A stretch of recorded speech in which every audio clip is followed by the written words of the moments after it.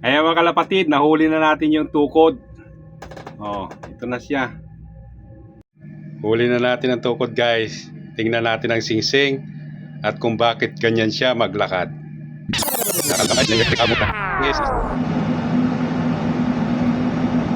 Mukhang masama na yung tama. Tingnan mo siya maglakad mga kalapatid. Oh, oh. Mukhang nakuha na siya. Na-overdose na oh. Ayun, uminom na mga kalapatid.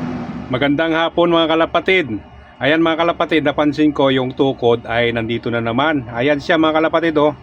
So gustong sumama dun sa ating kalapati na pumasok dito sa loob ng container.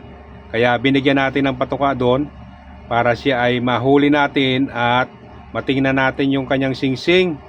At the same time mga kalapatid, checkin natin siya bakit ganun yung lakad niya, baka may sugat sa may hita, kung napaano yung paa niya, may tali ba or something. Kailangan natin siyang ma-check, kaya gusto ko rin siyang mahuli.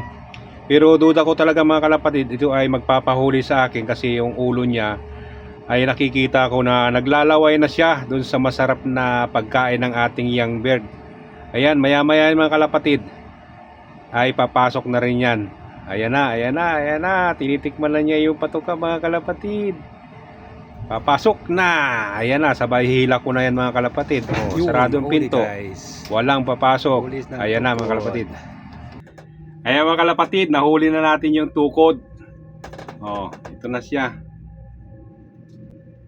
Checkered hen. Yan. Kaya pala ito mga kalapatid ay parang palokso-lokso na siyang maglakad kasi yung kanyang paa ay medyo matigas na talaga. Siguro naku na ito. Hindi ko alam kung anong tawag dito na mild stroke na siya. Oh. Kaya pala ganyan na lang siya maglokso-lokso pag ganyan-ganyan tiko. Ito pala yung singsing niya mga kalapatid. Galing ito ng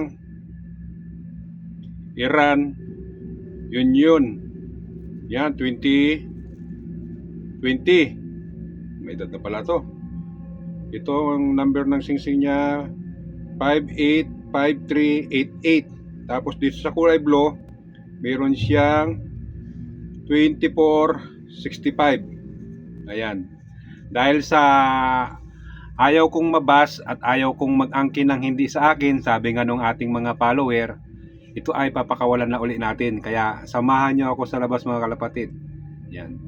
Ito, pa 3 days na ito dito mga kalapatid sa barko. Pero duda ko hindi na ito alis. Pero papakawalan pa rin natin kasi pinainom natin siya ng gamot at pinakain na siya, pinainom na. Ngayon, kung gusto niyang umuwi, umuwi siya. Pero kung ayaw niyang umalis, dito lang siya sa barko natin mga kalapatid. Hin ito, hin. Ayan. Thank you. Yan, papakawalan na natin mga kalapatid. Kahit payat siya, obligasyon natin pakawalan para walang magalit sa ating mga kalapatid. Ayan na mga kalapatid, labas na natin. Ayan mga kalapatid, papakawalan natin. Saudi time, alas 2 ng hapon. Papakawalan ko ito mga kalapatid kasi hindi ko naman talaga type ito. Ang gusto ko lang naman talaga ay mga ice pigeon, red bar. Yan ang mga type ko eh. Joke lang. Ayan na, lumipad na siya mga kalapatid. Bye bye, thank you for watching.